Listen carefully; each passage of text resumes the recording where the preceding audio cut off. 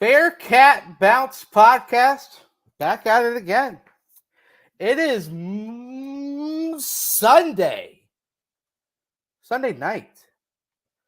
Sunday night special edition. Sunday night Bearcats tearing up the NFL. Sunday, hashtag Bearcats in the NFL. Shout AA Ron Smith. Sunday night following a Saturday where Mickey Mouse came to town and put our smiles upside down. A Sunday also where we are live on Sunday because there's something very special coming on Monday. That's right. Monday night, 2 feet in, 10 toes down. Wes Miller and the boys are back. College basketball is back. The best time of the year is upon us. Year 3, year 1 of the Big 12. So many questions, so many answers. We're going to break it all down. And, of course, going to break down the football game as well. But it's a special Sunday night because Monday is going to be a fun one. So, without further ado, I'm going to bring in my guys. Just 2 of them today because the third one is going to the Sunday night football game in Cincinnati. So, Royer, you are here in spirit. But without further ado, Aaron Smith, Chad Brendel. Gentlemen, how are we? I'm here. Hey, you are. You are. I'm here. I had a delicious dinner tonight, so that was great. Break it down. Break down the dinner. Fixed a pot roast. Okay. And some mashed potatoes. Okay. And I had a Klondike bar for dessert. Oh, baby. So when you make your pot roast, you don't put the veggies in there with it? Okay. I do, just not potatoes. Okay. No potatoes. No, I do mashed potatoes, and then you put the pot roast over the mashed potatoes. You put some gravy. I take some juice from the pot roast from the crock pot. You make some gravy. Then you put the gravy over top of the pot roast. It's delicious. It's delicious. Talking. It was really good. You're gonna be ready to rock and roll for the show. I tell you what. I just had a big old scoop. But so tonight is not the best part. Right. Tomorrow, the flavors all. When you make your pot roast sandwich. Yeah. With some melted cheese on a nice little sub roll with a little mayonnaise, maybe a little A1 sauce. That's the best part of a pot roast. Yeah, so you make the pot roast the night before with the anticipation of having the pot roast sandwich tomorrow. Exactly.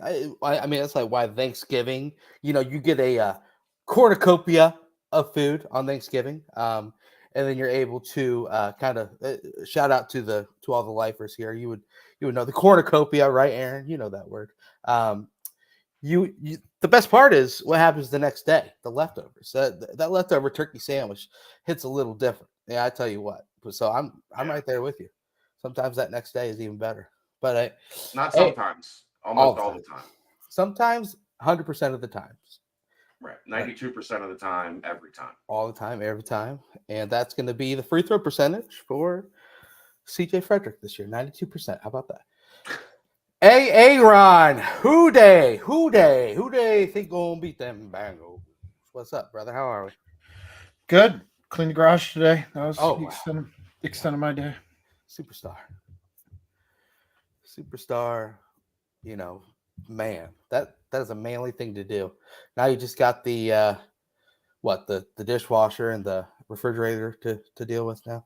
Dryer and the refrigerator. Yeah, they picked up the dented one yesterday. Yesterday, and they're delivering the new one either tomorrow or Tuesday. So yet again, you're the man. You're a man. It's very impressive. You're 40. You're 40. Quick thought on the game tonight, Aaron, as you're decked out in your Who Day gear.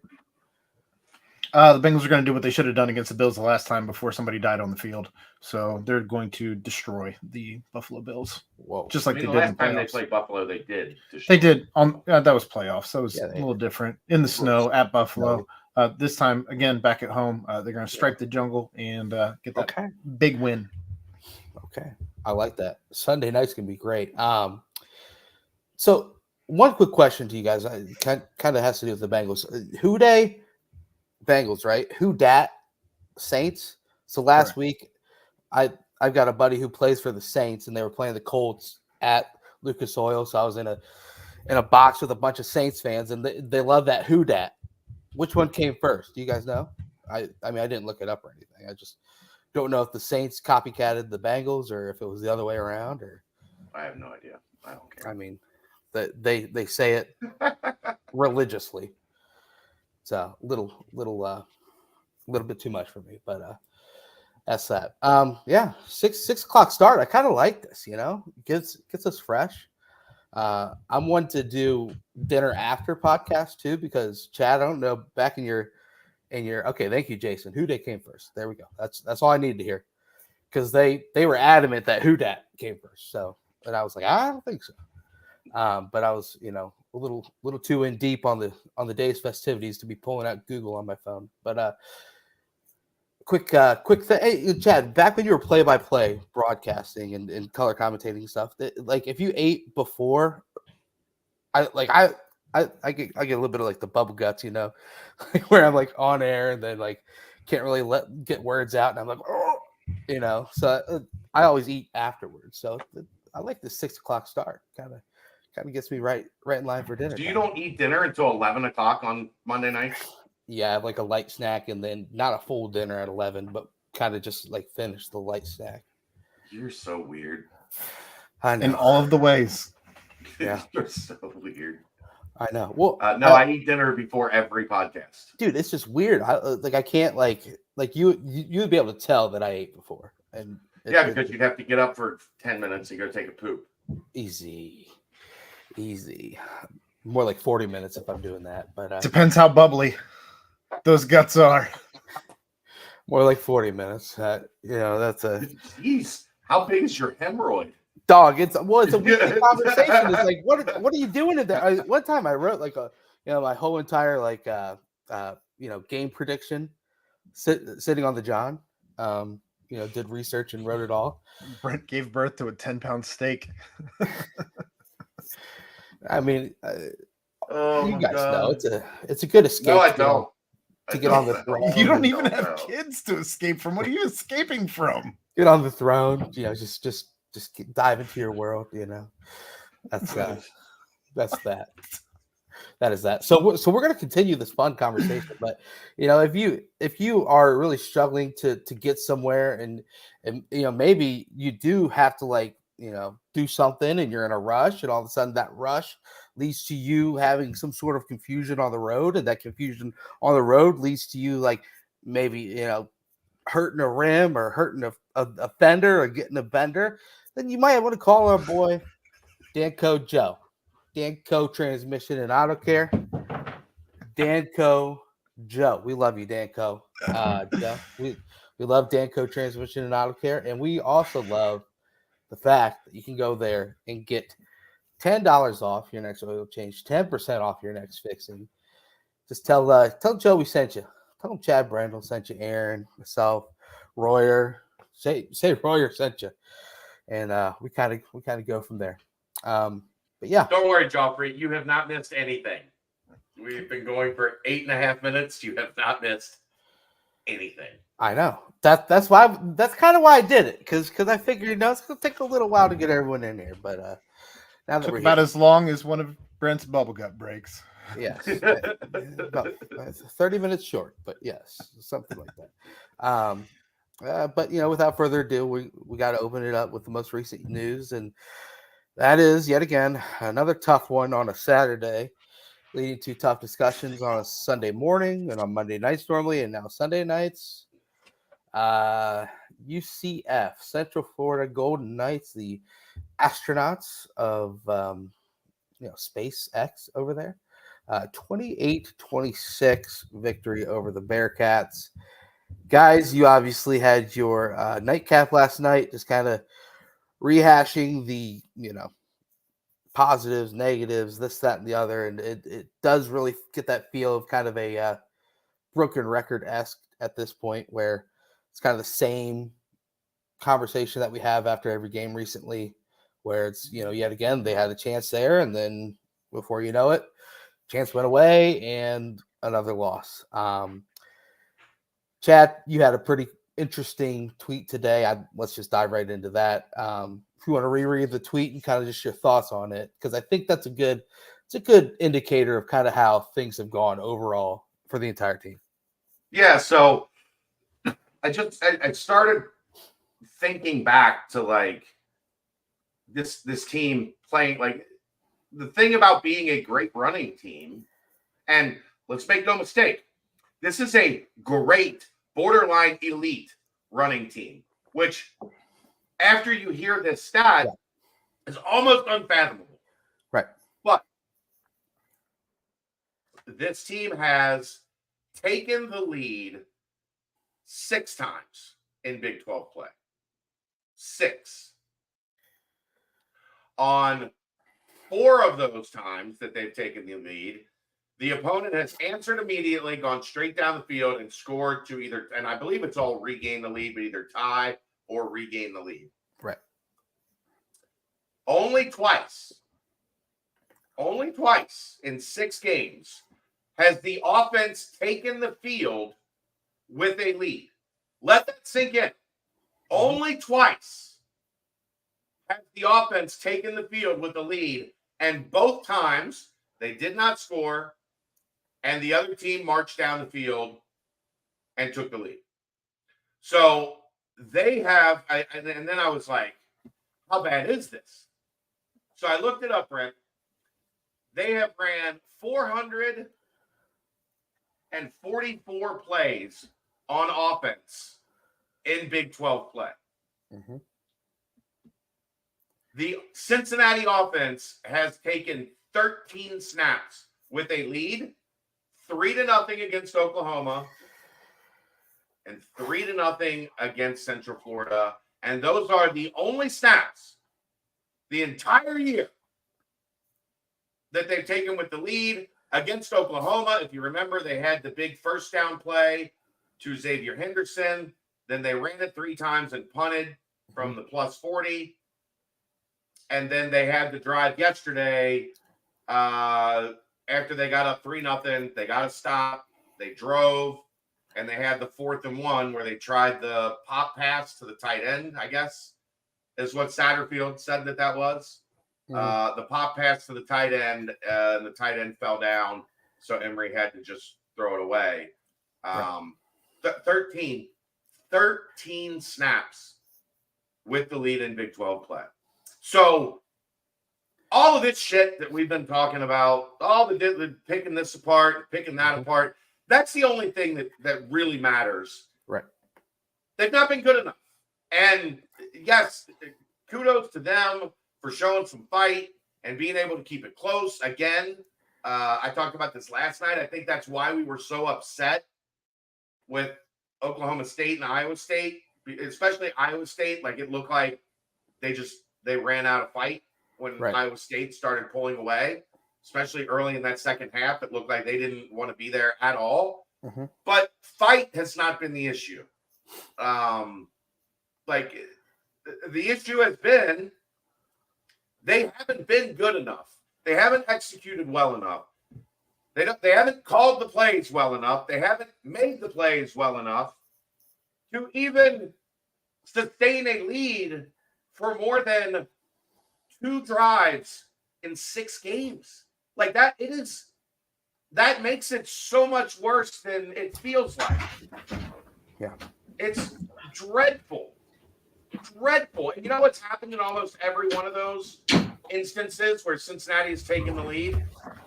The opponent has completed a splash play over the top. It's almost like they just hold those in their pocket. Like, we can get it whenever we want it, and we just pull it out when we need it, and we run a go ball, and we throw it up, and it's either a pass interference or a 50 or 60-yard gain. Doesn't matter who's the defender. It doesn't matter what the defense that's called. There's no pressure on the quarterback, so that doesn't matter. But it's not good enough. 13 snaps in 6 games. Like, imagine if I would have told that to you guys in the season preview show.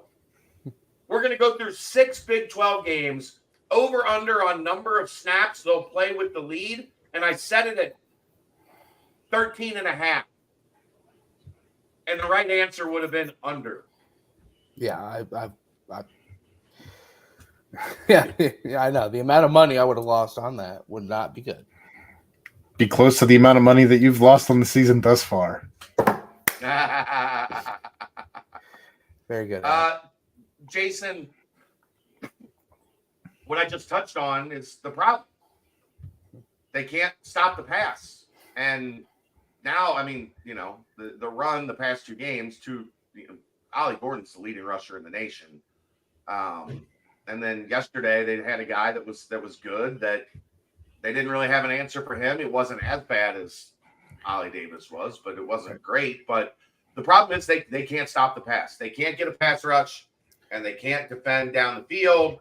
And now they're dropping 8, and guys are just crossing underneath in it. Don't stop the pass. Can't stop the pass. Don't stop the pass. Can't stop the pass.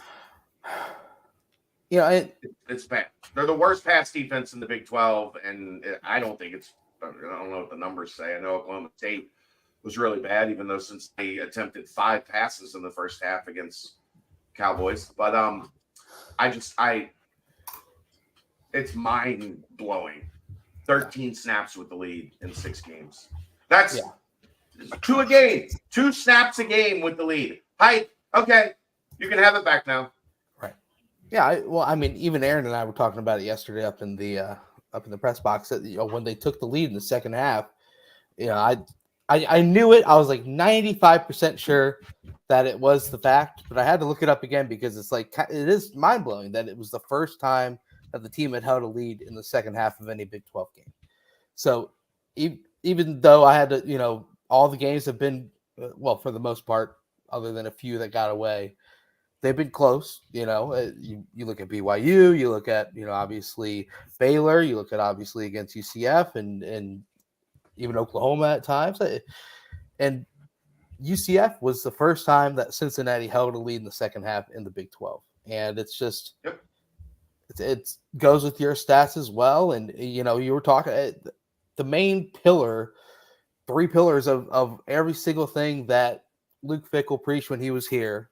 He's not here anymore. Let's stop talking about it. No. Well, no, I'm going to say, well, okay, but team as a whole. Every football team out there talks about having success in all 3 phases. And so complementary, but I was thinking about this earlier too. We have to come up with something that's the opposite of complementary football, because that's what they're playing. Like there's no complement to any. When the defense is good, the offense stinks. When the offense is good, the defense stinks. And just randomly sprinkled throughout the special teams, how many times are we going to have to watch somebody run a fake punt or field goal and just pick it up easily? Yeah. The opposite of complimentary, according to Oxford Languages, is derogatory or scathing. I like scathing. I'll stay away from derogatory football does have a little bit of a ring to it, though. I don't like it at all. Or you could just go 513 shirts and we make a derogatory football shirt with anybody. Or you could just go straight to purgatory. Oh man. Well, yeah. And also football. What also normally happens is if you get 2 of the 3 in the same game that are better than your opponent, you normally come out with a win as well. And like you said, Chad, just now, it's like it's like the game is broken down into like different sub games because sure the rushing attack is the only steady thing that's there in every game. There's still 6 in the country. They're gonna finish in the top 10, probably 95% chance that they finish in the top 10 rushing, which is bonkers. And yet their win-loss record is going to be 2-10, 3-9 if they can pull that one. Merriam-Webster has more. Merriam-Webster says negative, unfavorable, uncomplimentary, adverse, derogatory, unflattering, unfriendly, depreciatory, depreciative, unappreciative, inappreciative, disapproving, and critical. Unflattering football. Merriam-Webster always did have a lot more, didn't they? Very, very good. Yeah, I don't know. It's how about this, Brent? Our guy Killer V who does some good stuff. Hold on, let me find it. I thought I had it, but I don't. Oh, okay. Here we go. Killer V, the top 10 rushing attacks in the country. Yeah. Air Force 9-0. Yep. No, they lost, didn't they? Well, yeah, they lost to Army, surprisingly. Yeah, 8-1. Liberty 8-1. Yep. Tennessee 7-2. Toledo 8-1. You know who's number 5 in the country in rushing, right? UCF. UCF, they're 4-5. Cincinnati, it's 2-7. Jackson State 7-3. West Virginia 6-3. LSU 6-3. Boston College 6-3. So the only 2 teams under 500 in the country with in the top 10 in rushing are Cincinnati and UCF. And everybody else is at least 3 games over 500. Cincinnati is 5 games under, and that includes teams that refuse to pass. That they just we don't pass. Yeah, and you know, if you keep going, I mean, Oregon's on there, Kansas State, UCLA, Georgia Tech has had a somewhat resurgent year under first year under Brent Key. It's strange. It is very just strange, and you could kind of sense it for the first time all season. Just kind of what the fans and the media has seen is finally Satterfield got up there and said, "This is strange, and I hate it, and I don't like it." And, it's like, we have yet again, and I hate it. Yeah, yet again, 2 players over 100 yards rushing. Yet again, we outgained the opponent. Yet again, this. Yet again, that. The first half is was crazy. You're almost outgaining UCF by 200 yards. It was like 291. Was it 291 yards at halftime? So like 140 or something like that. Yeah. And you were losing 14-10. It's just it's mind-boggling. I don't know. And so then what happens is you start to point fingers, you start to come up with excuses as to why, and I think we finally saw it a lot, and kind of come to fruition on Saturday was that it is a lot to do with penalties and a lot to do with turnovers. And we kind of alluded a little bit to it. I was talking to Aaron a little bit during the game and after the game, just the fact that previous UC teams had a lot of penalties as well, ranking dead last or third to last in the nation. But when you have the amount of talent that you have on those teams, you have the amount of differentiation and talent from their team to the AAC opponents that they were facing. And you have a little bit of leeway to give up that bad yardage. You're also not turning the ball over a bunch. You're also, able to turn your opponent over. And so through all of that, yes, maybe that part has continued to be prevalent on the team with the penalties and this, that, and the other. But then you add the turnovers in, and you add the fact that we just simply are struggling to force turnovers as well. And it kind of just snowballs. And you see, hey, you can outgain anyone. But if you are not able to turn all this yardage into points, you're going to lose football games. That's just the simple fact of it. Yeah. And Chad, I thought it was funny too. You mentioned only 13 plays the offense ran with the lead. Yeah. I mean, we talked about one of the crazy stats as well being, time possession advantage over the opponent, amount of plays run over the opponent. Yeah. And, it's not like we're losing every game 45-0. You're only giving up 32 here, 28 there. Occasionally you do give up the 45 against Oklahoma State, but I mean that's the only lone one that kind of got away. At 10 at halftime. Yeah, it's not like you're getting. Yeah, it's not like you're getting obliterated in these games, and it so that the fact that number is so minuscule is just it's mind-boggling. It truly is. I don't know. I really don't know. Jason says he's waiting for the time of possession to be 52 minutes and 15 seconds for Cincinnati and 7:45 for the opponent. But UC's losing 34-13. Yeah. Feels like that, man. At the end of the third quarter, something like that. I don't know. Yeah, it feels like that. I mean, you talk about that one drive, I believe it was Cincinnati had taken the lead, or it was tied, or I forget what it was, but and then you force a 3-and-out, and then that was the illegal block. What was it? The blocking call against threats that the drive. Illegal block on defense. Yeah.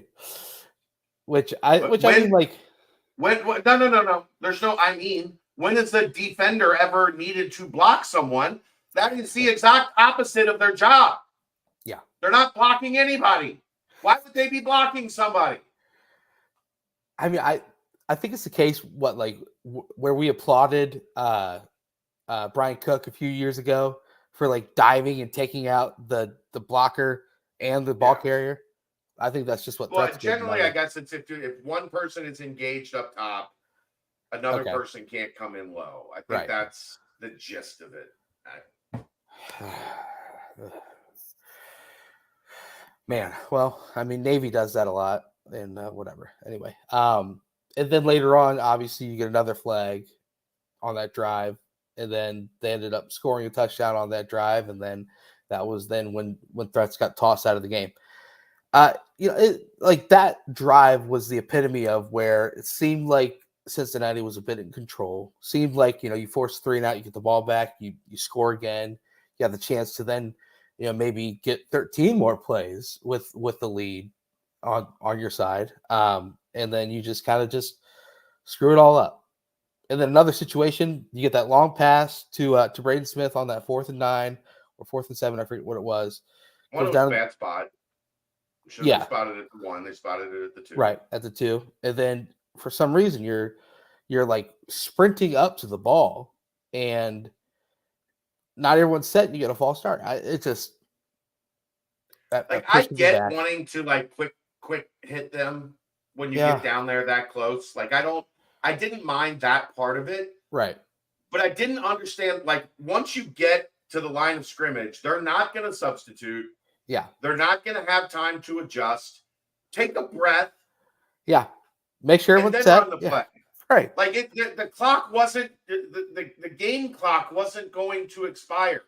Yeah. You didn't. It's one thing to be in a hurry. It's another thing to be in a rush.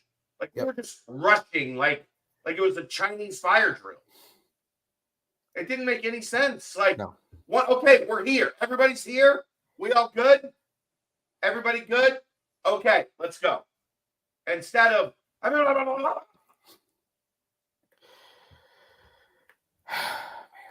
so that sound effect I could come up with for what I thought. That sounded like the octopus on Bluey when they pretend that they're octopuses.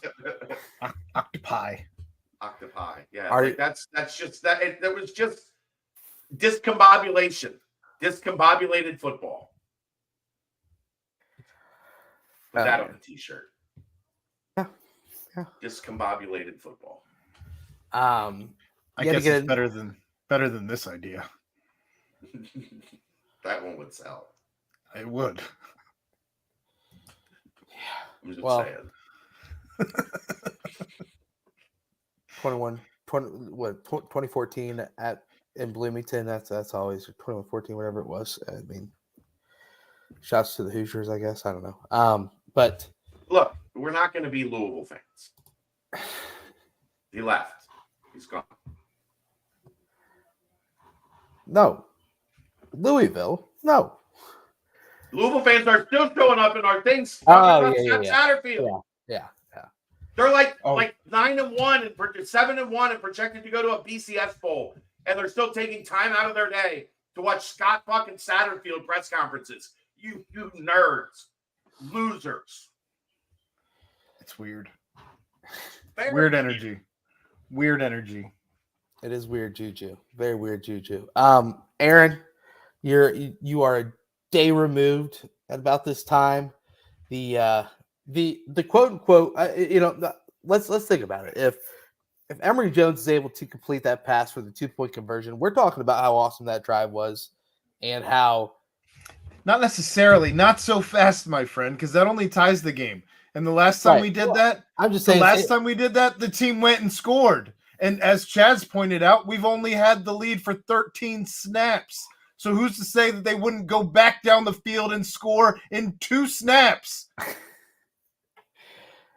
Okay. Where's that? is there? Say it goes to overtime and say the Bearcats pull off. I won't say that. I won't. I mean, I will. Can't make me. I will, and I'll say that. We'd be speaking a different tune, kind of similar to when if that field goal didn't get blocked. Month and a half, 2 months ago now. If it did. It did. I mean, a lot of just ifs still. It just is. It's going down as one of the stranger seasons ever. What do I always say, Brent? Yeah, ifs and buts were chips and nuts. We would have a lot of snacks. Or what I always say. Yeah. Grand had balls. Should be your uncle. Okay. Yeah. I mean, I agree. You're not. Not in 2023. Well, Aaron, as I was saying, as you know, I was getting ready to. This is gonna be hashtag the drive. David and I were on the sidelines talking about it, saying hashtag the drive. It could have been fun to kind of play off if it would have been completed and a victory was attained. But either way, did not come out that way. So, Aaron, 24 hours to digest. I mean, what's your pulse? Where are you at? What you feeling? I'm still zero. My pulse is 0. L. No, I still am stuck on the fact that this team, Satterfield, is upset that it's an undisciplined team, but that's ultimately on his shoulders. And this should have been corralled. This should have been corralled weeks ago, months ago. The day you stepped on campus, if you felt that you needed to be a disciplined team and you had staff that was carryover that you should have been able to confer with very quickly. Is this team disciplined? Do they need discipline? And set the tone immediately. So if we're talking about that's a tone that's hard to set because the previous staff never said it. They didn't care. My point. So if it results in winning, then it can be used as an aid. That's just how it is, to be honest. I guess I'm just a little frustrated that we're talking about getting a team disciplined in going into week 11. Which is fair. But I mean, think about it like this: if you've got success and you're able to channel all that extra additional energy towards winning, then you can harness all that additional stuff and kind of like you said, not really care about it because hey, you know what, the victories are victories. But when it gets to this point, you were bringing one starter on offense over though. That's it. This team collectively, as a group, did not have success. This was a new team. No, I'm just referencing like past, and now I'm saying yes. So when the losses pile up, that's when everyone starts to realize like, oh gosh, I agree. It took a while for it to become public that they know that they have all this going on and they've got to figure it out on their end. But I'm sure it's something that has been a situation for them. It bubbled over. I'm sure it's been bubbling and it bubbled over to where now we're talking about it publicly. But again, this could have all been handled weeks ago when you start to realize this could have all been handled months ago when you first step on campus. Again, this is what happens when two of your guys that make the most plays on defense are guys that are known to be undisciplined. Yeah. Thrown their way. Highly emotional. Yeah. I just don't know that it's as simple as like, okay, stop. Unless the personnel changes. Because you have a couple guys on your defense that's how they now in the old system, there were older guys to kind of curtail that. Now they are the older guys. You also had room for that. You had room for that error, though, because, again, we talked about this last night, but to rehash it here, you didn't have the turnovers that you have now. You didn't have... And you were significantly more talented than the teams you were playing 9 times out of 10. You moved into a new conference, and you cannot have discipline being one of the things that you're concerned about. Was one of those 9 times out of 10, though. With all of the things that you're concerned about right now, discipline should not be one of them. Yeah. Yeah, it's just. Yeah, well, I mean, when you're trying to figure out a bunch of other things as well on top of it, then yeah, that is just another additional thing because a lot of the times you want to let your guys go out there and play and just kind of free flow and be the beast that they are, and so you don't want to restrict that because the second you restrict that, they start to overthink, and then all of a sudden these talents that they possess are held back a little bit. But yeah, it just is. It's a weird line to toe, and now It that just compounds the issue when yeah, you're committing 2 turnovers a game more than your opponent. When Oh, yeah. you once again had an interception that probably would have been a pick six, and you drop it. Like when you have opportunities and you don't take advantage, it's. You're talking about I Dingles? can't even. Yeah, Yeah. and then you also have an interception that would have resulted in points for yourself too. So it just is compound upon compound upon compound.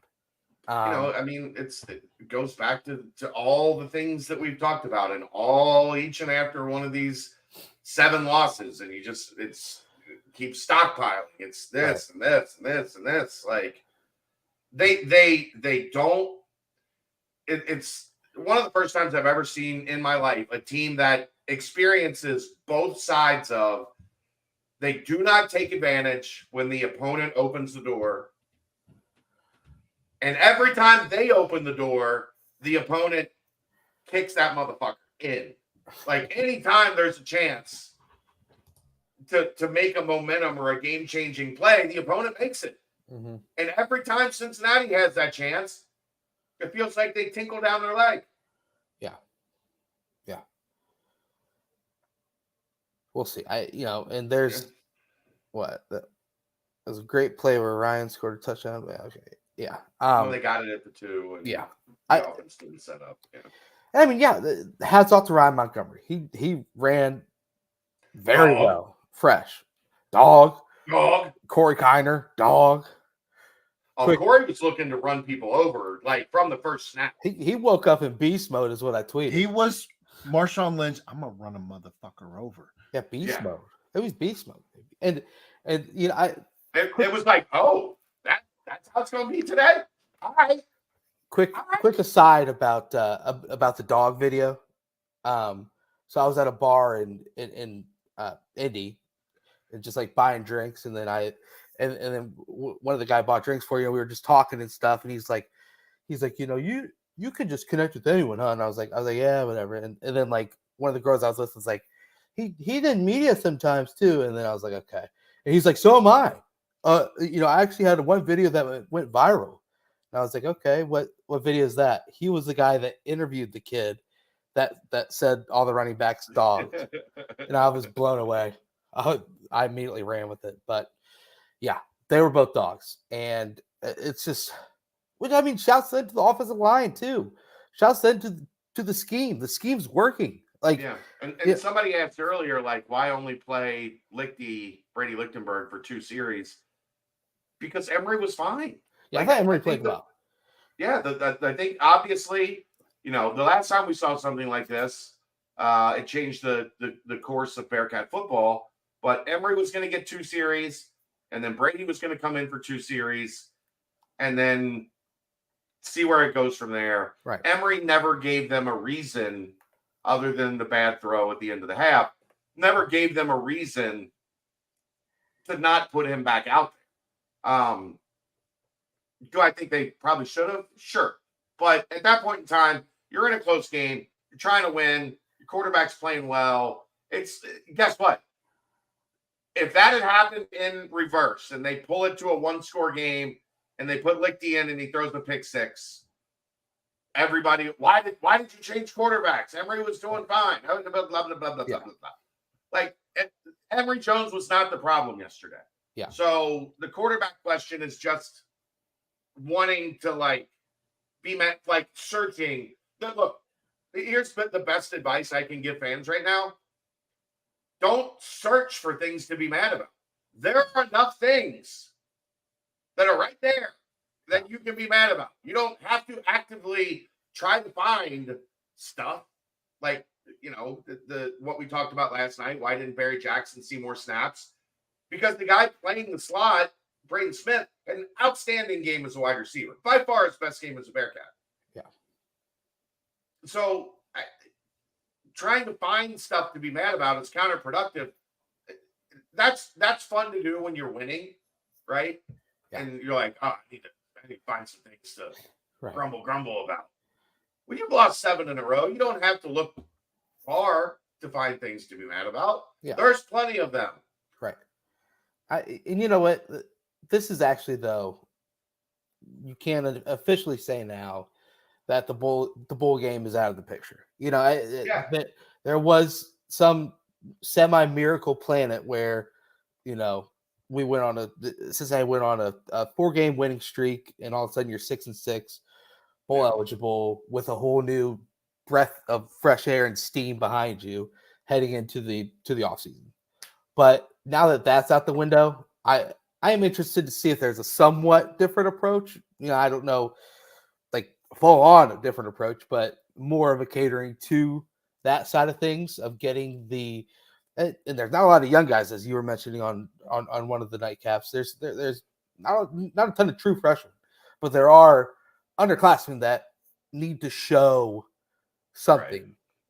You know, and Brady's obviously one of them, and a handful of other players. But yeah, Barry Jackson, I think the only thing that just frustrated me about it, because yes, Braden Smith was having a great game, and obviously you don't want to dethrone that. And same with Emory and Brady Lichtenberg conversation. But you know, you've seen Barry Jackson just be electric, and then so I was just waiting to see him get back on the field, and then I saw him get thrown in there for a kickoff return group unit.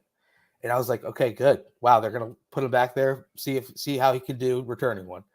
And then they had him as an up man on the kickoff return. So I was like, okay, well, you know, they're just getting him out there still, this, that, and the other. But yeah, I imagine the rest of the way we will see some more snaps for Barry Jackson and players of that sort. But yeah, I mean, Satterfield said he's got 2 games left to play to sustain his red shirt. Right. So he will play in 2 of the next 3. Got to be strategic about it, but yeah. And also to that as well is winning cures a whole lot. And right, you somehow figure out a way to win that game. Every ounce of heat and pressure that you're feeling gets lifted a little bit, you know, because you're finally showing all these players on the team that know what winning is. You remind them, okay, this is winning. And then all the other players that you're mixing with them, they're like, okay, this feels good. Let's try and go get one at Houston, where they're only 3-point dogs, by the way. The opening line was +3. There's some people out there that still believe in the Bearcat team. So, yeah, or there's some people out there that do not believe in that Houston. Right. Little mix of both. I mean, that's the thing. Like, Baylor is bad, and I mean, just oh shit. But you know, in the end, it was a tough game. 28-26. I was very close to coming on here and doing a little, you know, celebration dance if it would have somehow score would have came out. You know, I said, you know, pride prevails. You know, put the Bearcats in the win column, but you know what, they were not able to get it. But you know, there's still in the darkness. There's still little bits of light here and there. So try and cling on to those as much as you can. I mean, I wasn't terribly far off. What I say, 31-24 UCF? I am not entirely sure. I said 28-27 Bearcats. Yeah, I said 34-24. That's a little farther off than kind of close. I like to be. But Aaron, were you close? I said Aaron had 27-24 Cincinnati. Yep. Not bad. We had some people that thought we were going to get blown out, but you know, it is what it is. I guess we'll close out the football with just one thing to grow on that you want to see. And by the way, 8 p.m. kickoff for the Houston game. It's just like 7. No, 8. 7. Look again. I'll bet you $1,000. Okay. All right. Here we go. That was quick.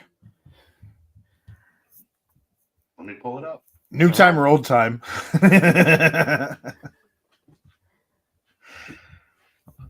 This is good radio. Oh, it Here we is. go. Here we go. Yeah. 7 p.m. What's that say, Brent? ESPN. Let's see here. Oh, that's Central Time, dog. I'm sorry. 7 p.m. ET, 6 p.m. CT. Oh, okay. I was looking up there on the 11 a.m. CT. I was just thinking that. Okay, good. So 7 p.m. I'll Venmo you your grand. Congratulations. We'll go from there. You know why? You know why, Brent? Why? I made that same mistake last night on a tweet. So that's the only reason I knew for sure. Okay, good. Well, dude, so why the heck do they have only 11 a.m. CT up in the top left? Because none of the other, they put it in the time zone of the teams that are playing. Oh, I see. So there's Why no Eastern. Texas TCU also does not have an ET. Right. It's just Central strictly Florida CT. has Eastern. Yeah. BYU has Mountain. All right, let's go ahead and throw a quick G on the Bengals tonight. See, that's what Geoff just said too. see if we can't all just win. Hedge your bets. Let's just see if we all can't win real quick. But yeah, well, even still, 7 p.m. God, oh well, that's that. But closing, leaving football remark, just kind of because I mean, like, there's still like positive things. I guess you can't even really say that anymore. Like, no, there's not. They've had the ball for 13 snaps with the lead in the last 6 games. There's nothing positive. Yeah. I'm done with positive. I was going to say, yeah, will not prevail. Sorry. Yeah, the positive things, like, are they even like are yards even good these days? I don't even think they're good anymore. Like, I think yards are overrated, honestly. Yards are overrated. Like, it's like, really? I mean, just figure out ways to get points. I mean, if you could just, I don't know.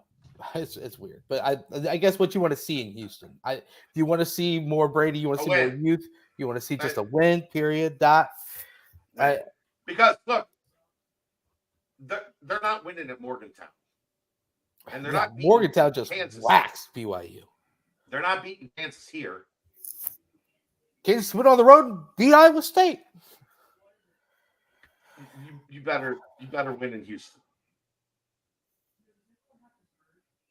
I don't know any other way to put it. Like, you better go to Houston and get a dub.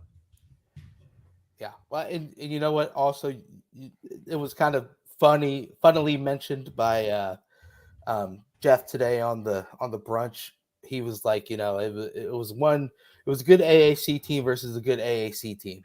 No, it was a middle of the road AAC team against a middle of the road right, AAC right team. in the UCF game. Yeah. Well, guess what Houston is? The same doggone thing. So, yep. I mean, yeah, figure out a way to win, man. Winning cures a lot of things, and if you want the positivity to slowly come back, just win 2 out of the last 3 somehow, some way. Win 1 out of the last 3, get some sort of momentum. That's all we need. So, that's it. I'm done with football. You guys want to timestamp that? Quick Paper Supply, your local and family-owned restaurant supply company for all your non-food products. Quick Paper services over 150 restaurants with weekly low minimum next-day deliveries. They provide a wide range of food service products from to-go containers, cups, custom printed products, eco-friendly, and much more. They also have cleaning and restroom supplies for all your janitorial needs. Call Nick at 513-470-2029 and reference Bearcats for 20% off your first month of purchases. Guys, it's here. Real quick, let's it's here. Before we no, we're fine. No, do the real quick. Go ahead. We'll do home field for the mailbag. Yeah. Oh, did we post a mailbag? Mm-hmm. Yeah, of course. Oh, nice. Okay. Did we get some action in there? Mm-hmm. Okay. Guys, we're back. It's here. 2 feet in, 10 toes down. I am fired up. all of that rolled into one. UIC coming to Fifth Third Arena tomorrow night, 9 p.m. tip. Chad, I'll bet you $1,000 that it's 9 p.m., not 8 p.m., but 9 p.m. tip. 6 p.m. women's game. They take on Louisville, nationally ranked Louisville. So if you want to check that out, the debut, the first game for new women's head coach Katrina Merriweather. Shouts to Cathedral High School. She's a Cathedral grad. Just had to quickly insert that there. Go Irish. But hey, it's here. Year 3 of the Wes Miller tenure. Obviously, there's an elephant in the room. I'm not talking about that Bearcat behind you, elephant-looking thing, Aaron. But I am talking about the Aziz Mandego and the Jamil Reynolds situation still going on. We'll get a small update if we can on that. But anyway, it's here. USC Flames coming to town. A squad that wasn't very good last year. Went 12-20. And they only played one team in the Power 5 or Power 6 if you include the Big East in there. And that was Northwestern. Played the Wildcats on the road. They lost 92-54 in that game. But they're a squad that it's pretty wild for a Horizon League team not really to have bye games. Yeah, I agree. Like that's usually how those places fund their athletic department. Well, but they're in the Missouri Valley Conference, though. Well, they were in the Horizon, whatever. Yeah, they used to be. What looks like they moved up. Yeah, last year was their first year in the MVC. Whatever. But yeah, I mean, I guess what would. Yeah, I mean that is actually mind-boggling, Chad, because their only other away games were Fordham and Green Bay, which would have been home like home and home probably. Yeah, in Western Michigan. I mean they're not getting any money from those, but anyway, they're not a very good team. Luke Yaklich is their head coach. He assistant coach at Michigan and at Texas under Beeline and Shaka Smart, and then he's been at UIC since 2020. I mean, the craziest thing about this is that this is the 4th meeting between the Bearcats and the Flames, and there's only been 2 since UIC has been in Division 1, and they split those 2 games 1-1 since UIC has been in Division 1. So we got to take back that series, but obviously it's a team that Bearcats should be able to handle pretty simply. Ken Palm's got them as 18-point favorites. I think the early line came out at like 14.5 maybe. Yeah. But I mean, I guess what's the main thing, and we'll break down the team and the entire season a little bit more after this. But the main thing that you're most excited to see tomorrow when the ball is tipped at 9 p.m. Basketball. Yeah. Period. Point. To be at a basketball gym watching a basketball game, that is what I am most excited for tomorrow night, Brent. Well, I think that's a valid answer. Very good. Thank you. Very good. Aaron, you got something more in depth than that? Are you coming? Jordan jerseys. Jordan jerseys. So Chad is excited to see basketball in a gym. So he might be talking about the women's game at 6 p.m. Aaron, you're excited to see just Jordan jerseys. You talk about no favors. You open your tenure with one of the better women's programs in the past 10 years for the first game of your right. Cincinnati coaching career. Could be a win we talk about forever. Hey. Us Cathedral alums don't back down from anyone, Chad. You know that. Come on. You coming down to watch the women's game? You can get here early? That is, maybe for the second half, for sure. I'd say that's a strong possibility. 6 p.m. tip for the women, as mentioned, 9 p.m. for the men. And yeah, Aaron, I agree. Those jerseys, that electric, obviously, all 3 that we've seen so far, the black, the red, and the white. Oh, looking nice. I imagine they'll go with white, right? For tomorrow? Yeah, I would assume, yeah. Yeah, so It was good. But yeah, media day last week. Obviously, I mean, we'll get this part out of the way from the get go. Is the whole Aziz and Jamil situation still going on? Barring a phenomenal Sunday night, beautiful drop of unexpected news, both will most likely not be suiting up tomorrow. So, what are you kind of, I guess, just wait and see on that, right, Chad? Just open and shut that talk of things. Yeah, I mean, I don't know. The vibe I get is not great at the moment. It doesn't feel like anybody's confident that they're going to get their appeals approved. I mean, I'm sure a lot of that is just the way that it's gone. Nobody's really gotten their appeals approved. So why is this going to be any different? The NCAA just lost a big case, though, this weekend, where they could potentially owe up to $4 billion in damages to various players from the past that were not able to make money via NIL on themselves. Was it those twins? It wasn't the O'Bannon twins. No, it's a different case. But this could potentially lead to the demise of the NCAA as we know it. As people are talking right now, they don't have $4 billion in liquid assets and with which to pay damages. If that would be, we will pay you in TV media rights. They they don't have. I mean, they've got basketball, the tournament. That's all they got. That's all they got. I guess $1 billion deal. My bigger point here, though, is the simple fact that they don't win in court cases. So if this were to go to court, where you have potentially a group of attorney generals getting together to represent several different states and multiple universities within those states to go after the NCAA for these antitrust laws, I don't foresee a situation where the NCAA is going to win a court case, because as I see it right now, the courts hate the NCAA for good reason. Yeah. You're supposed to be representing the student athlete, and here you are 9 times out of 10 representing everybody but the student athlete. They're representing their own interest, the school's interest, which is the school's making money, not the players making money, and that is illegal. Correct. Yeah. As we have found out many times over now, it is illegal. Yeah. But that doesn't have anything to do with this case, unfortunately.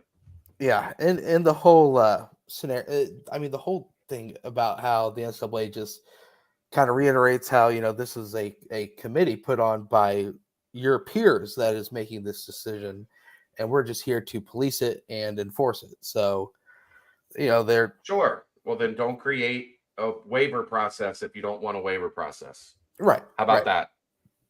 Exactly. Yeah, I mean, I saw one tweet about some player that was like, his got denied, and so he's out until December, which I don't even know what that means. I don't know if they. I'm guessing he enrolled. That guy didn't play college basketball last year. Okay. So I'm guessing he enrolled at the semester break.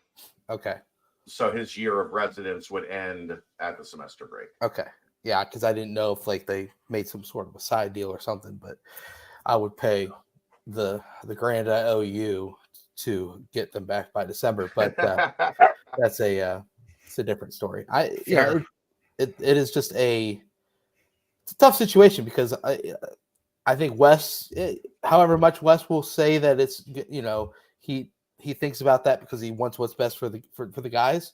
It's going to be something that's like constantly there, as not necessarily a distraction, because thank the Lord, it's looming. Yeah, until there's an answer, it's going to loom over this team, right? Without question. But I mean, thank the Lord, we bashed the the non-conference schedule for quite a while. But man, thank the Lord, it is what it is, because who's the we? You got a mouse in your pocket? Like, I knew what was happening. Right. Well, I mean, the grand landscape bashed it, and right. For now, it's looking to be a blessing, with Georgia Tech and I guess somewhat Eastern Washington this Sunday being the first handful of toughies until There's a game Sunday too. Yeah, Monday, Friday, Sunday of this week.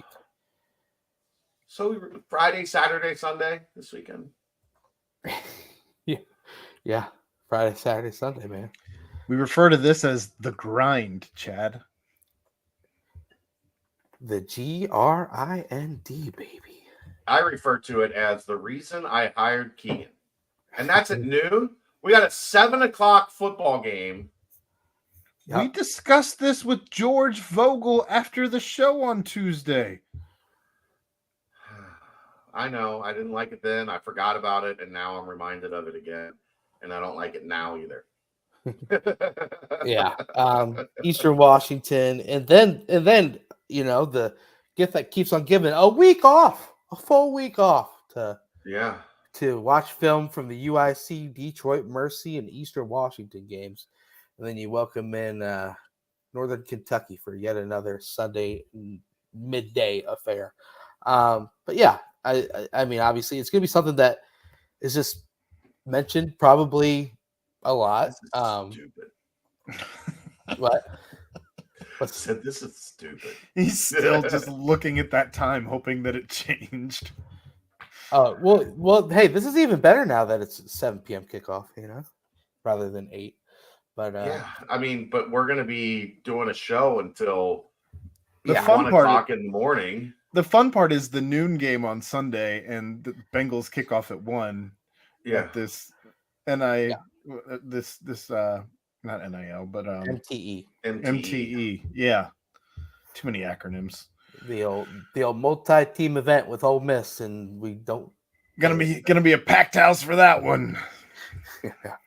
Do not play Ole Miss. But I think I'll be there for the Sunday game.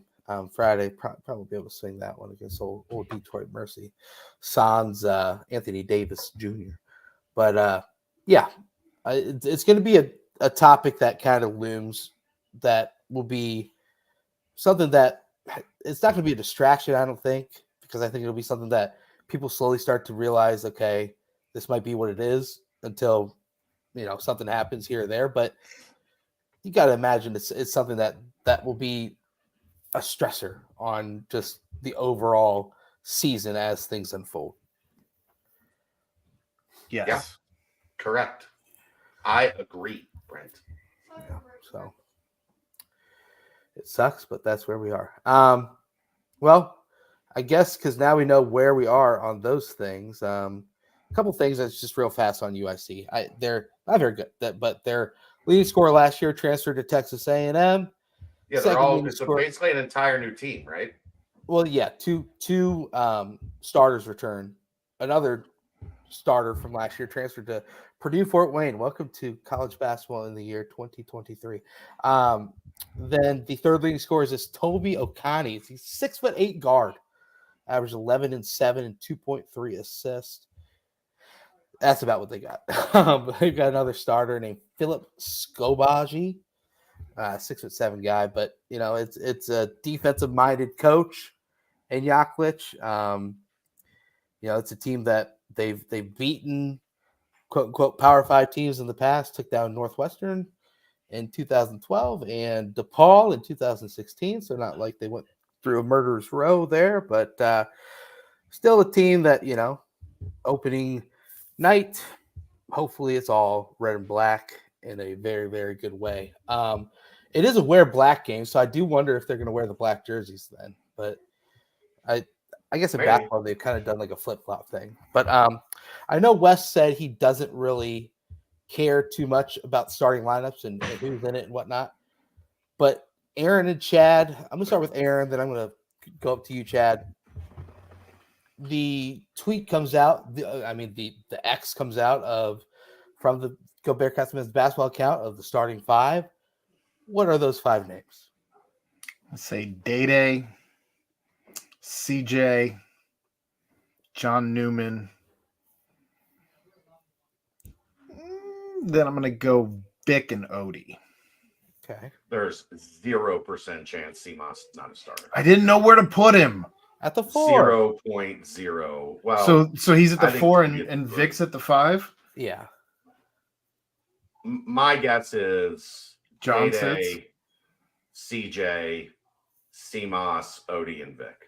Yeah. I just Still don't know if I like just the whole fact with both of the. I I mean, the don't depth care if you overall. like it. I'm telling you what I project it to be. Right. Well, no, and I'm just saying, hey, I'm saying, hey, I mean, with the lack of depth, I think you gotta go 4 with CMOS, and I think the majority of the way they play will end up being 4 guard wing types. yeah, But I think if you're asking me starting lineup, I think that'll be the starting lineup. right.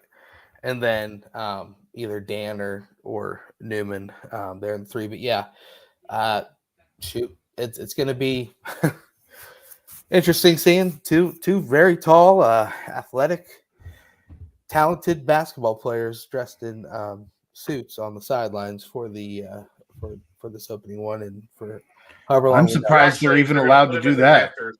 On swings in the rafters. Okay. Because they're, the NCAA has left them hanging.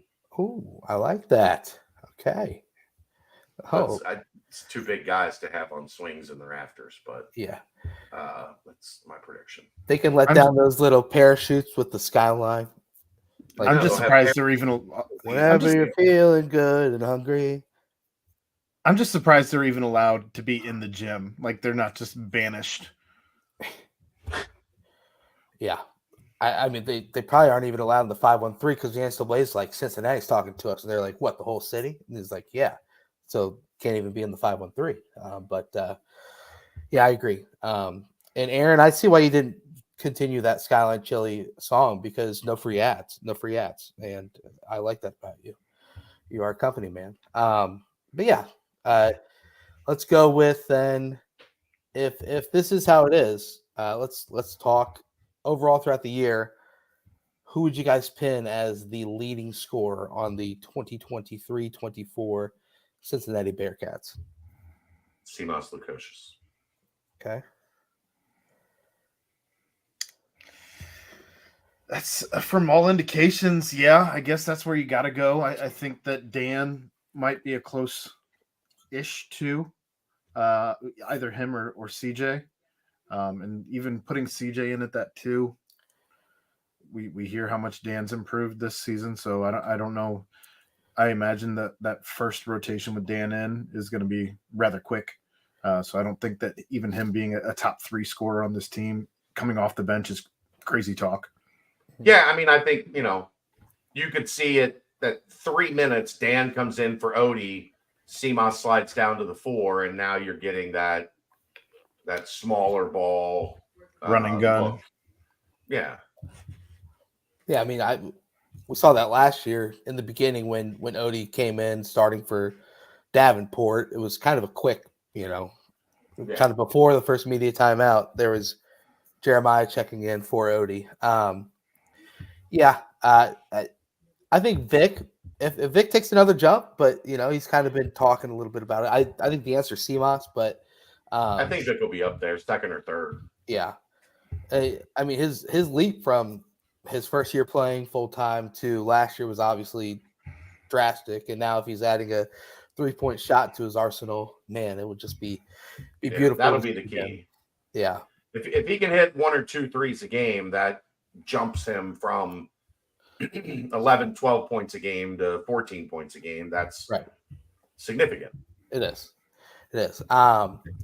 So let's say through some miracle way, one or two or the waivers get pushed through, or even in this two big lineup.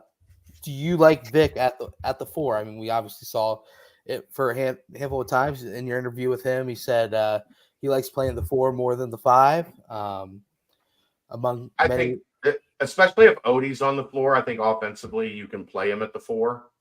Yeah. And have Odie play your 5, which does a lot of screening and things of that nature. I think you can play him in that fashion, but without Aziz and Jamil, he's going to have to play a lot of minutes at the 5. That's just the reality of the situation. Yeah, I agree. He's 7 foot tall. Yeah. Like, you're going to have to play the 5. I mean, I tell you what, on paper, both those guys eligible.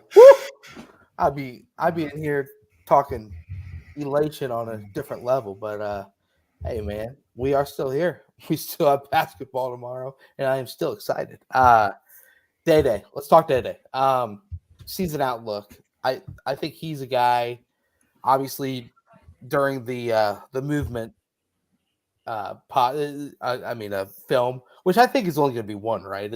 The way that they said a Cincinnati film, not a Cincinnati series. I think they kind of lamented the fact that it might just be a one-hitter quitter, but it was very good. By the way, I enjoyed it. Everyone's answer to who was the fastest player on the team was Day, without even an ounce of hesitation. Except Bravon. He didn't believe that. Yeah. Which I like the confidence in old Ray. He was lying. I like the confidence in old Ray. Aaron, what's your season outlook of one Day Thomas and Chad? Obviously, you've seen him a lot, so I want to hear yours after Aaron. We know he's fast, and what we didn't know prior, at least I didn't know, is that he believes his defense is second only to his energy. I imagine that he was a just runner and offensive player, and he's not quite that according to his own mouth. So I'm very curious to see if his defense is what he is touting himself to be. How that looks on this team, especially when you pair that with a John Newman and a Vic that you've, some of the rim protection and all of that. But yeah, I mean, I think he's going to be a slow burn offensively. I think that what we see at the very beginning of the season is not going to be what we see in January. Interesting question. All right, chance. Quick, one waiver approved, or the football team gets one more win. Man, if you took those three things and set the over under at 0.5 of them happening, I'd be very tempted to take the under on all of them. A Aziz waiver, a Jamil waiver, and another win. If those are three things, and you said how many of these things happen, and you set the over under at 0.5, I might bet the under. Yeah. Well, I'm going to be honest. I hate hearing that from your mouth, Chad, because that speaks a lot of truth into existence. But it's. I've always told you guys I'm going to be honest with you and not blow smoke up your ass.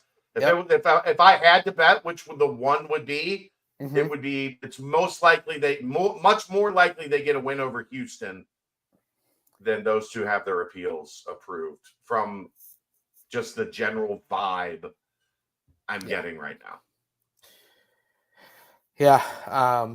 I mean, okay, we'll leave it at that. So then I'm taking the under as well, even though I will I need to set an alarm to make sure I remember that the game this weekend is at 7 p.m. so that I can put a little bit on the money line instead of trying to do it real quick at 7:58 p.m.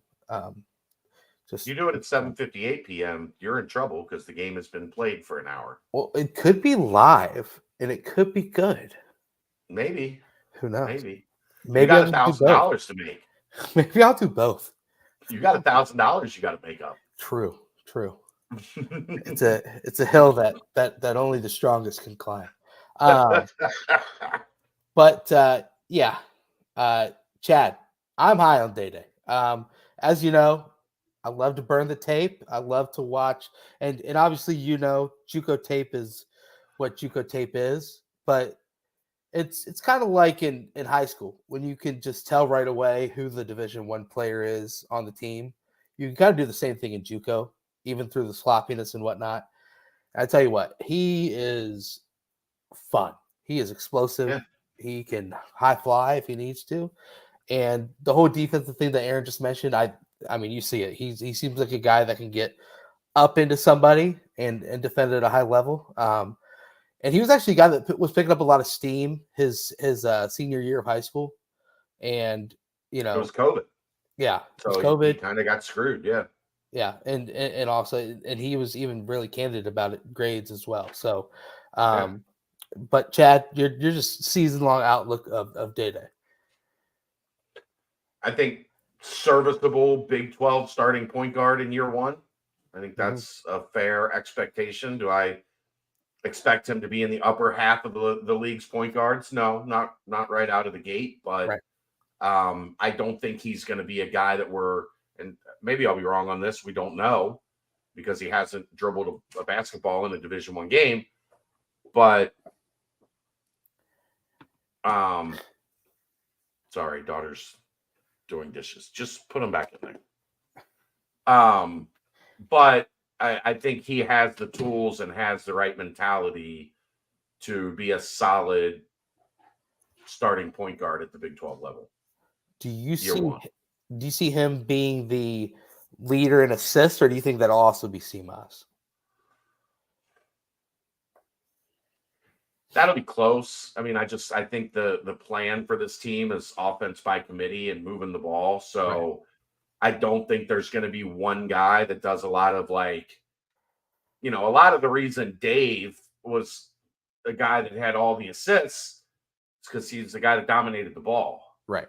And so he had the ball in his hand and he would make a pass and then that pass would lead to somebody taking a shot. I don't think you're going to see a bunch of that from this group. Right. So, I mean, if I had to bet, I would probably go CMOS also because I think Day-Day and Jizzle are going to split a lot of time. Yeah. I think you're going to have CMOS on the floor a lot. Yeah. So, I mean, for the record, CMOS led Butler in assists, 2.9. Eric Hunter, who was their point guard, had 2.8. So, kind of similar. I think it's similar. Yeah. And then, so I kind of was getting this feeling a little bit in the movement and kind of just the way everyone's been talking about CMOS and the amount that is he going to have to be kind of the leader on this team, kind of that guy where, we mentioned it where, obviously you lose Landers, you lose David DeJulius. Is CMOS going to be that guy that you have to have the ball in his hands late in the game to, I think he'll be that guy. Yeah. Yeah. Kind of be that leader. He's going to be your late game option. He's going to be either set a ball screen or clear out and let him go. One way or the other, I think CMOS is going to have the ball in his hands a lot in high leverage situation. Yeah. I agree. So next, the whole rebounding and blocks whole ordeal feeds right into Victor Lockett. So it's kind of a foregone. I mean, Vic could put up some nasty numbers just out of need if he has to this year, because it's going to be something where Josh I mean, Dan could be a sleeper as your leading rebounder. Right. Yeah. Super active on the glass. Yeah. Wouldn't even be shocked if it was Odie. Yeah, Odie will be up there. He'll be on the floor quite a bit. So one of those three guys will lead in rebounding. I think with no waivers, I would be surprised if it's not Vic that led in blocks. Gosh, the whole doggone thing. How about CJ Frederick, guys? Obviously his storyline is completely noted up to this point. Played on a lot of NCAA tournament teams, a lot of success at Iowa, and then Kentucky last year. Man, he is a guy that when his shots are falling, I'd love during the media time, because I remember that game, Iowa versus North Carolina, because it was just like, what is going on? They cannot miss. What is this? And then, but that's what CJ Frederick can really add to this team.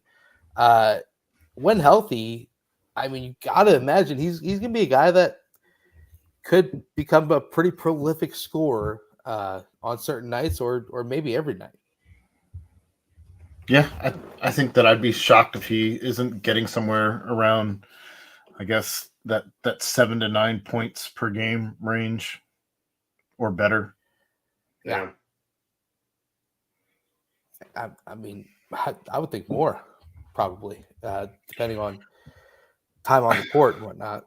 I guess I'm just hesitant to put too many people into that double-digit range. Yeah. Just not knowing what rotations are going to look like at this point in time, not knowing how free he's going to be to shoot the three. I think that while this team, How CJ is going to be to shoot the three? well, hear me out. Every time it touches his Let it hand. go, baby. Every time it touches his hands, Aaron. My point though is I don't know that he's going to be afforded this crazy amount of shots with how unselfish his team claims to be, how close knit this team is talking about being. We don't know how the ball's going to move through this offense. So I don't know. There's a lot of mouths to feed, I guess, is sure where if he touches it and he's open, he will shoot it with good. So hopefully it's like a Jeremiah Davenport with as good a clip. I mean, Jeremiah finishes his career at what, 45%? No. Where did he finish at? From 3? 40? No.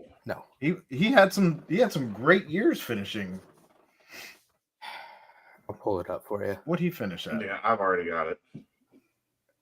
34.7% career. Nowhere near where I was throwing him at. 33 last year. Yeah.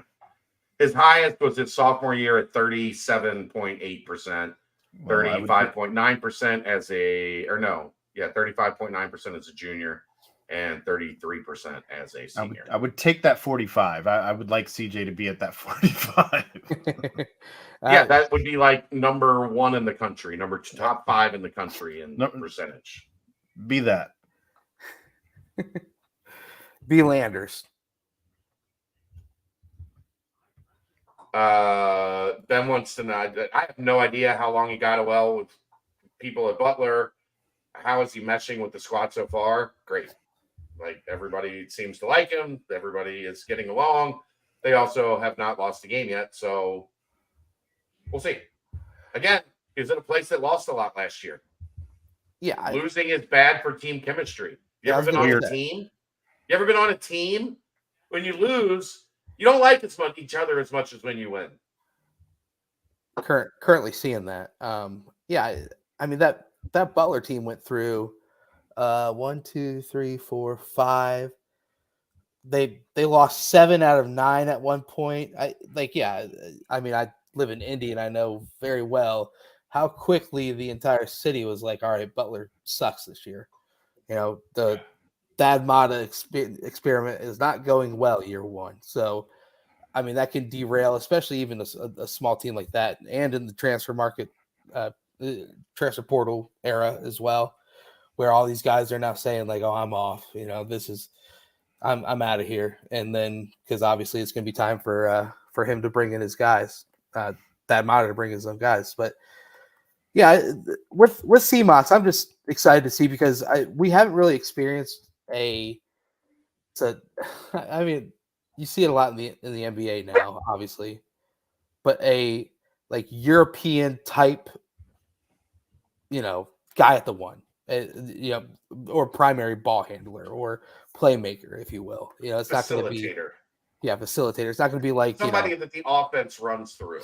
Right, and he's it's going to be exciting to watch because they do things differently. You know, you aren't going to get like a bunch of like and one mixtape tour moves that get you in awe, and then you know an ankle breaking and whatnot. But you're gonna get some fluid, good moves, and I mean he scored 27 against Xavier his freshman year in the conference tournament. Single-handedly took them down in the in that game. I mean 28 at home against Nova last year. 23 in his last game as a Butler Bulldog and the conference tournament against St. John. So it's a guy that's done it before for Butler. I'm just excited to see kind of how he fits that role here because he shoots it well too from deep, and so I guess there's probably certain rotations where he is that primary guy, and certain rotations where he spots up a little bit or does both in the same possession type thing. So at say small ball, because Smallwell is going to have to be somewhat of a necessity, just depth wise and in rotations, obviously. So whose role takes a step up during this whole waiver mess? Now that you are down those two big men, so whose role takes an immediate big leap that probably wouldn't have if it was before the news came out? Sage. Maybe. I don't know that right now Sage is ready for anything more than 8 minutes a game. Like That's a huge jump to go from 0 to 8 minutes. I mean, he redshirted, so sure. My point is, if you had the other two guys, though, you are probably nothing more than a garbage time guy. And so with the waivers not going through and they're currently in appeals, you go from garbage time to 8 minutes. That's a significant jump. I don't know that anybody else is going to jump 8 minutes. Somebody's going to have to, because there's going to be 40 minutes basically essentially to cover, because I think with those two, like, you anticipate they're going to play 40 minutes a game at the 5. Now they're not playing at all. So if Sage takes 8, there's still 32 new minutes that need to be covered. Chad, I think you're going to say who I have on my mind. I don't know. I mean, I think the problem being it's hard to predict, because that wing spot that would, I mean, you're looking at if you don't have those guys, Seamoss, Newman, and Reed are all going to have to play at the 4. Right. So, how does that work defensively? What are your rotations change to? I don't know. I would guess the biggest beneficiary would probably be Dan. Yeah. Because there would be less crowding at the 2 and 3. Right. And it would open him up to go from like a 20-minute-a-night guy to a 27, 26, 27, 28 minutes a night guy. Yeah. So I'll go with Dan. How has Reed done as far as rebounding aspect that you've seen? He's good. I mean, he's very good. We saw last year when he was out on the floor, he can rebound. Right. So I mean, I think obviously he's going to fit that small ball 4 rule as well, as you mentioned, and get an uptick in minutes, because I mean him and Dan on the court, we saw it last year. It kind of works pretty well with them kind of playing that 3 and that 4 together. It's obviously it's going to be by committee until we see who West kind of trusts and rolls out there with, because I don't think you can play with Odie and Vic for too long and just risk the foul trouble, the wear and tear, the foul trouble, because I mean, we saw Vic was really hitting his stride last year, and then that game at Tulane happened and the injury, and then but that's just that's a turned ankle. It's a turned ankle, right? But I'm just I guess it's a little different, but more just I don't know. I feel like it's even more maximized because you don't have that. Okay, we can take a breath because Tulsa comes to 5th, 3rd on Wednesday. Sure. So instead, it's now okay. We can't take a deep breath because Kansas State comes to 5th, 3rd on Wednesday. But I don't know. But Aaron, what are we smiling about down there? I want to smile. I was just laughing at the Tulsa isn't going to be the team coming to town. Now your break is UCF. Yeah. You've lost to like every year, at least once. Usually, that's your break. We went from like circling and highlighting UCF as a potential quad 1, quad 2 game to now penciling them in as a hopeful easy win during the conference. Well, the easiest opportunity for a win. Yeah. Yes. So, but I'm still high on the team. I'm high on this team. I still am. Because I think Day-Day's going to be better than expected. I think somebody just clip that with Brent saying I'm high, and we can loop it over and over again. I'm high. I mean, it's not half false. Whatever. But anyway, so the overall outlook of the season as far as wins and losses go and potential postseason, does it take, obviously it takes a hit, but does it take a hit to the extent where you feel hopeless, or do you think that there is a way with the current roster that is available where rotations find themselves and you find a good way to get the right 5, 8, 9 into the rotation where you do start to pull together good wins with the positive momentum from a semi-easy non-conference schedule and head into the Big 12 and pull off some surprises? Yes. Expand, Aaron Smith. I mean, of course, that's why you have the non-conference, right? At the end of the day, no one's scheduling the toughest non-conference. I mean, there are teams that schedule tougher than Cincinnati has, certainly, but everyone's trying to figure out what they have before they enter conference play to find out what their team is really about. So our as injuries happen, as guys evolve and develop throughout the season, and the team chemistry changes, of course, the rotations are going to define themselves. We don't know necessarily what we have in some of these guys, and we don't know how they're going to play together. And you'll start to find some of those things out after 3, 4, 5 games together. I just think you're in a place without both of them that you don't have enough talent to grind out 8, 9 Big 12 wins. Can you maybe find yourself at 7-11 and on the bubble if you're 11-1 in non-conference? Yeah, maybe. But I think we are finding out that the Big 12 is exactly what we talked about it being in football, where everybody is really close and all of the games come down, pretty much almost all of the games come down to the fourth quarter. The Big 12 in basketball is a fucking monster. Yeah. And I fear, you get into one of those funks and, you're looking at what? West Virginia, Texas Tech, Houston, Iowa State stretch of games. Like, you could win a couple of those games, or you go lose all of them. Yeah, you go UCF, TCU, Houston, Kansas State, Oklahoma.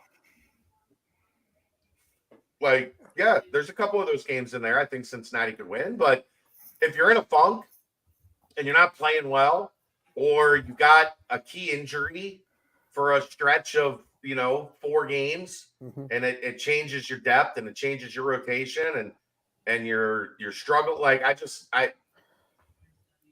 I feel a hell of a lot better predicting 8, 9 wins, 10 wins with at least one of the big guys. Right.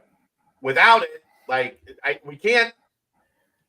We talk about being honest with people. We can't predict 8, 9, 10 wins with one of the big guys, and then act like it doesn't make a difference if they don't have it. Yeah.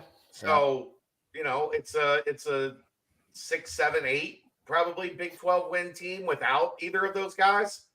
And that's you better be damn good in the non-conference, not trip up, and have the right couple wins in the conference. Because what also is not going to do you a ton of good is beating, a bad UCF or a bottom UCF twice. If West Virginia struggles like some think with, the coaching situation there or whatever, if 3 or 4 of your 6 or 7 wins are UCF and West Virginia, and they're at the bottom of the conference. Yeah. And then you don't ding a Kansas or a Texas or a Baylor, or you don't get that signature. And do we feel great about going to Kansas and winning at Kansas without Aziz or Jamil? No. Do you feel great about playing Texas without either of those two? No. Baylor? No. So, yeah, I mean, it becomes a lot more difficult if this trends the way that I'm afraid it's going to trend. Yeah, there's two great equalizers: is defense and 3-point shooting. We saw last year what it looks like when a team just shoots a bunch of threes. When they fall, you look pretty You're pretty doggone good. Right. When they don't, Yeah. you're going to struggle. Yep. I think this year you've got some good shooters, and CJ, CMOS, Vic. Obviously, they're saying has made a step. Dan hopefully raises up his percentages. I think Dan needs to get to like 35. Right. If he's at 35, I'm loving it. But yeah, it's so. Can you consistently do that while you have the good downhill attackers and Day and Jizzle and even Dan as well? That'll be where you see it. But then defensively, you're going up against different dogs in the Big 12, obviously. Yeah. This has the potential to be not a great defense. If you don't have the seeds back there anchoring this defense, look, nobody's going to mistake CJ and CMOS for stoppers. And you got 2 point guards that have never played a bounce of Division I. Yeah. Dan is not a great defender. John Newman is the one guy you count on as being a plus defender, and Vic hasn't played the game in a year. Vic is solid, but we haven't seen Vic against Big 12 level centers, right? Night in and night out, right? Yeah, and that's the thing as well. Like, so Vic was 106 in block percentage last year, and he also I think led the team in steals as well, or was second in steals. Got great hands, right? Right, yeah. But also pick up half a foul a game on average. Yeah, that's reaching for something he has no business reaching for, and they can't afford that. I'm saying now you're putting your hand in the cookie jar of a legit player instead of trying to pick the pocket of some Division II hopeful that got a scholarship at East Carolina. But it'll be that was a nice friend. It'll be interesting to see how they look. Just sure, it's some pretty bad teams, to put it lightly, to begin the season. But if they look good and they're high speed, as Wes has alluded to, and can mask some sort of lack of depth in the front court with what you can see out there, then we'll start to get a little bit of promise and look good in that Georgia Tech game. Then look good against Dayton and Xavier. Then the promise could start to roll into the Big 12. But you got to get some momentum. You cannot slip up against any team that you're supposed to beat, and you got to take home the crosstown shootout, or take home that game against Dayton. You absolutely have to.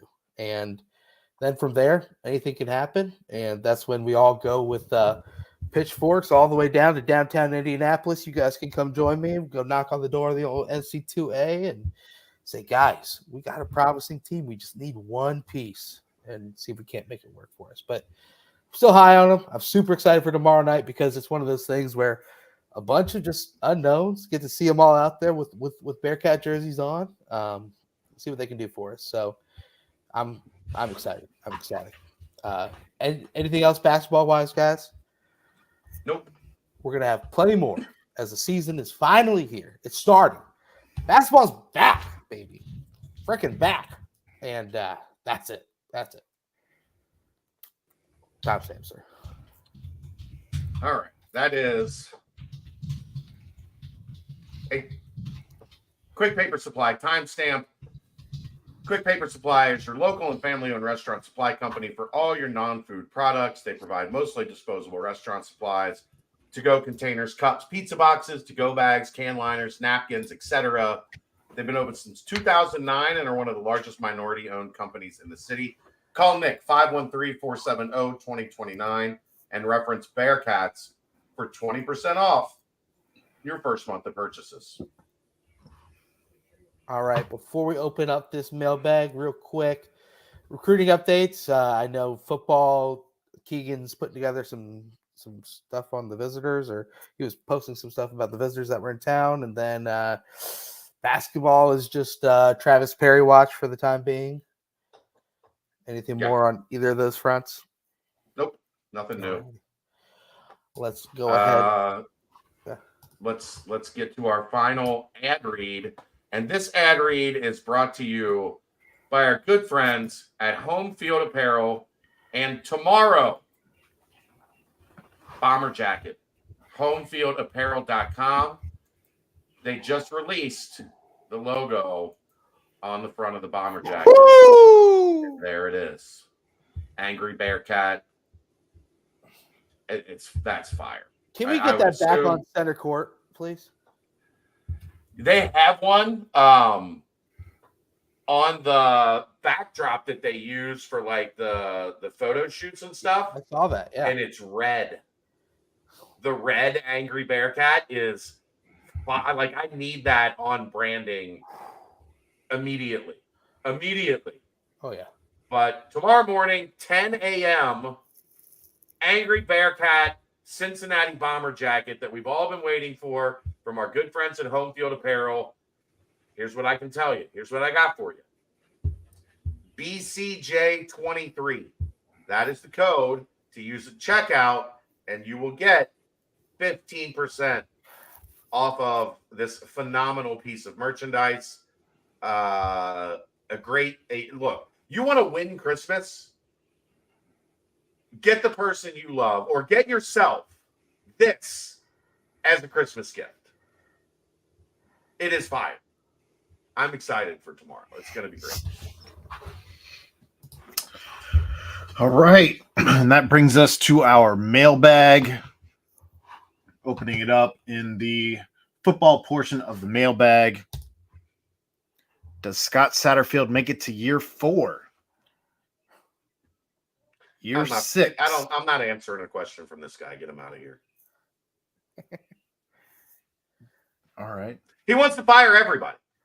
That's his own. He doesn't have enough sports knowledge to make any other argument than everybody should be fired and everybody's on the hot seat. And I'm not playing his stupid game. All right. Well, this one should really get Chad going. No, it's just that particular guy. Why are Louisville fans such losers? I don't understand it. Like, I really don't. Like, you have your coach that you wanted. You're winning. You have the last 2 games, I believe they've held their opponents to a combined 6 points. They are in a position to play for an ACC championship. And they're still watching Scott Satterfield press conferences. You're a loser. You're a loser. Loser.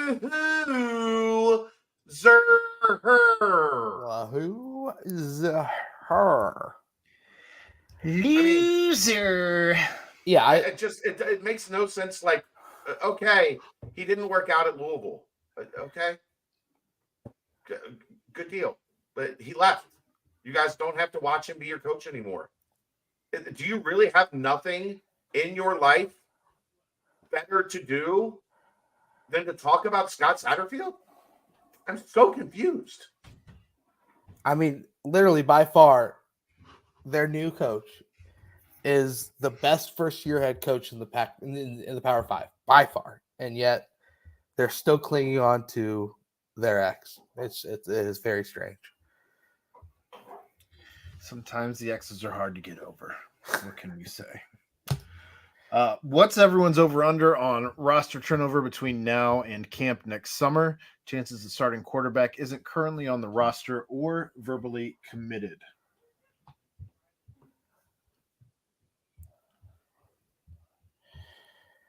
Over-under on roster turnover, Brent. Over A lot of it. Sorry, Kelsey was over-under asking on me, roster turnover. That's what are we going to like? There's 100 people, including walk-ons, who put the over-under at 29.5. I'll take the over. There will be 30 new players on this roster. Like, do I think there will be 30 new players on this roster of like returning old players? Well, yeah. So you're at 85. So 30 have to leave for 30 new to come in. I see what you're saying. Over considerably. Like, I'll take Brent's $1,000 and put it on 29.5. You have 23, I think, right now in the 22, 23 high school kids. Yeah. If they only take 7 transfers. My point is not counting the kids coming in. Will you have 30 people leaving? Why would you not count coming in via the transfer coming in? The kids I'm not counting in, them. They have to count. Well, then we would have to set it much higher than 29.5. I was going with transfer portal guys, 29.5. Oh, I thought you were saying 29.5. No chance there's 30. An additional 30. That would mean they would only have 25 remaining players on the roster, Aaron. I understand. Okay. I think there will be somewhere between, it'll be in the teens, probably the upper teens on transfers coming in, would be my guess. And then 20 plus high school players. So I've said this number. I expect there to be probably 40 new players on the roster next year. And there were 33 new players on the roster this year. I think it will be greater than last year. Chances the starting QB isn't currently on the roster or verbally committed, higher than that. 60%. If I had to guess right now, there will be a transfer quarterback starting at Cincinnati next year. That's my guess. Okay. If they had full faith in Brady Lichtenberg, he'd be playing already. Seeing a lot more Brady Lichtenberg. Yeah. That's my reading of the tea leaves. Anything to add, Brent? No, I think it's pretty spot on. All right. When does the process begin to see who comes and who goes on the roster? In December? I forget when the portal opens up. And 2, the buck stops where for detail and discipline. And 3, can you share what's the general feeling on the program? I guess inside the program? When the season ends, you have to wait until I think after championship weekend for the portal. They changed something about that date. I don't remember when exactly it was, but shortly after the season ends, players can go in the portal, and then you can start getting players out of the portal. The buck stops where for detail and discipline. It's on both. Like everybody wants to make this an either or. It is on the coaches. The coaches are responsible for it, but it's also like the best teams have self-policed locker rooms. The best teams, it doesn't have to get to the coaches. The best teams are together to the point that it doesn't ever make it that far. So is it on the coaches? Yes. Is it on the players? Also, yes. Trying to pigeonhole it's this or it's that is okay. What you got something you want to complain about that you pick a side? Okay, great. But ultimately, it's both. The dumb shit that's happening is also on both. It is not as cut and dry as the coaching staff needs to do a better job of telling Xavier Henderson not to fumble on that play. He still is responsible for protecting the ball and knowing that there's going to be somebody coming from behind him swiping at it. It's clearly both. What was the last one? Can you share what the general feeling inside the program is? It sucks. What do you think it is? Think everybody's in a good mood? They've lost 7 games in a row. 2 years ago, they were playing for a college football championship. It's terrible. And it should be terrible. Everybody should be pissed off. If the tone in the locker room was good, I want to get rid of everybody. That's a whole different conversation. That one blows my mind. Like, oh my God, the locker room's not happy. No shit, the fan base isn't happy. The locker room's not happy. The coaches aren't happy. Boosters aren't happy. The boosters aren't happy. The mascot's not happy. The band is probably pissed off. President, AD. Speaking of the band, did you guys see that tuba player that socked that fan? Amazing. And then just goes back to playing tuba. I don't even think he stopped playing as he did it. That was mid play. Just Anyway. Pop, pop, pop.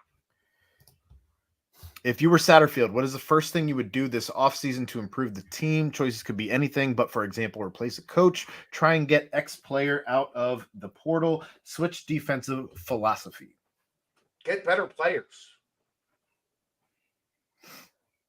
That's the answer. Get better players. It is a quarterback driven league. Get a quarterback. Get a really good quarterback. Get a bomb ass quarterback. Or Brent, what's up with that freshman at Indiana? What's up with that freshman at Indiana? He's not bad. He almost beat Penn State on the road in his first ever start. I think he got Luke Fickell Saturday. He did.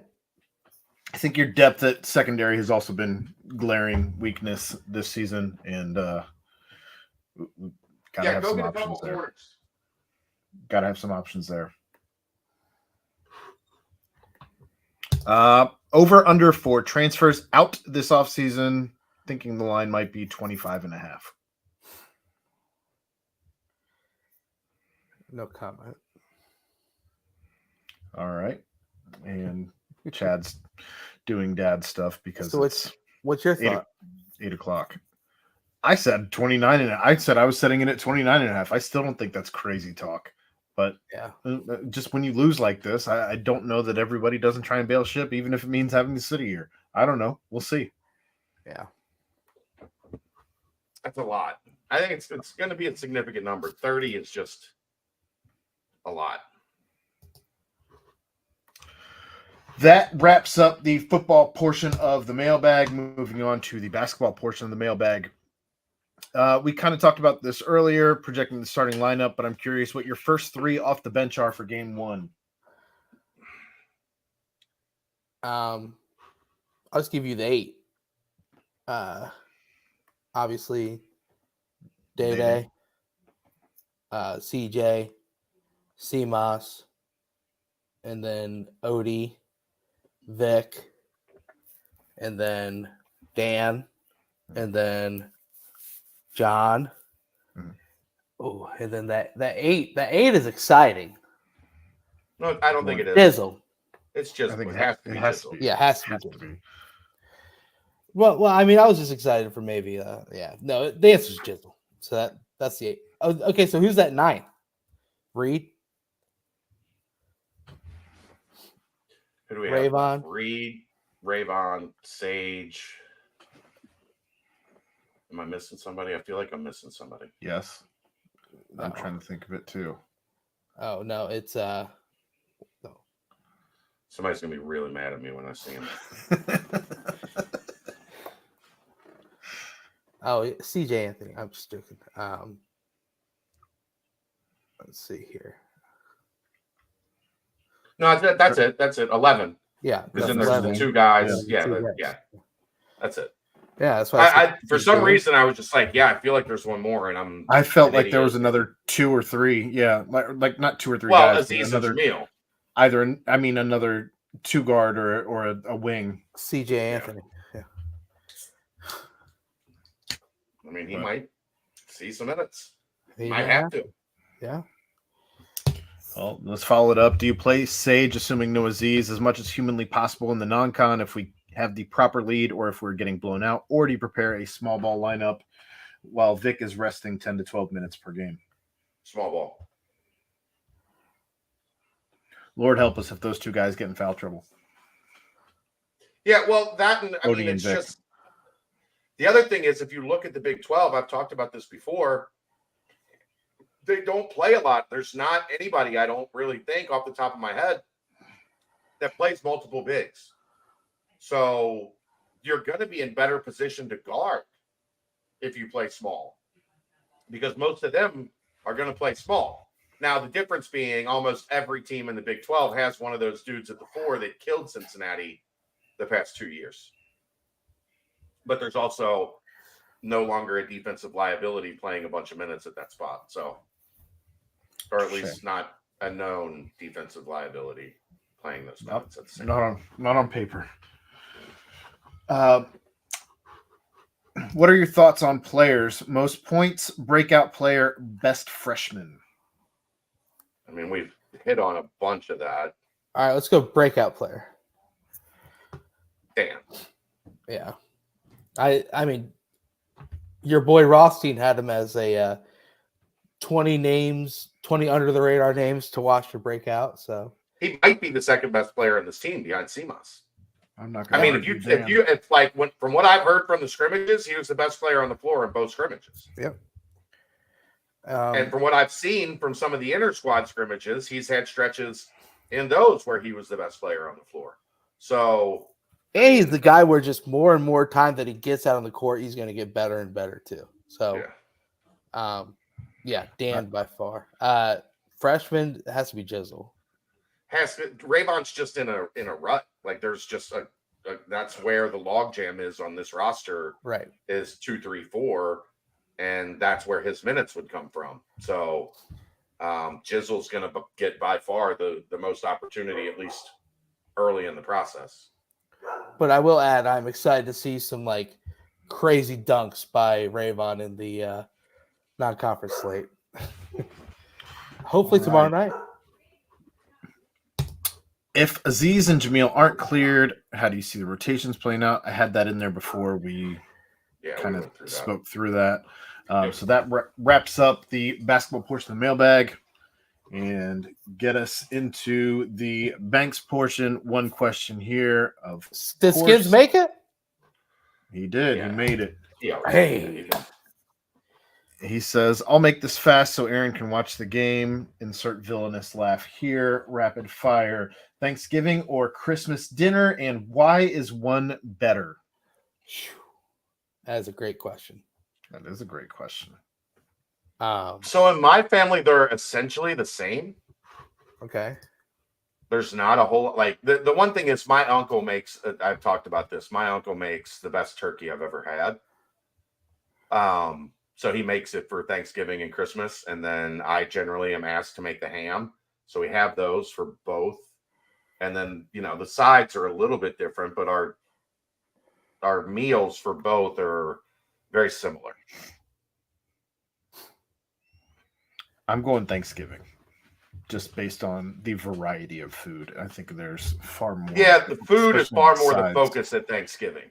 Yeah. Right. Christmas, we do way different. Thanksgiving. See, I would, if it was up to me, I would do we do like steak and crab legs and I would do an entire prime rib, like a smoked prime rib, and just I would not have anything that you serve at Thanksgiving. I would not have at Christmas dinner. Brent, have you ever done fondant potatoes? Yeah. How are they? I want to try those. I want to make those so bad. Good. They're good. I mean, it's like more of a. So if you what's your go-to on if you do you like roast potatoes? Do you like?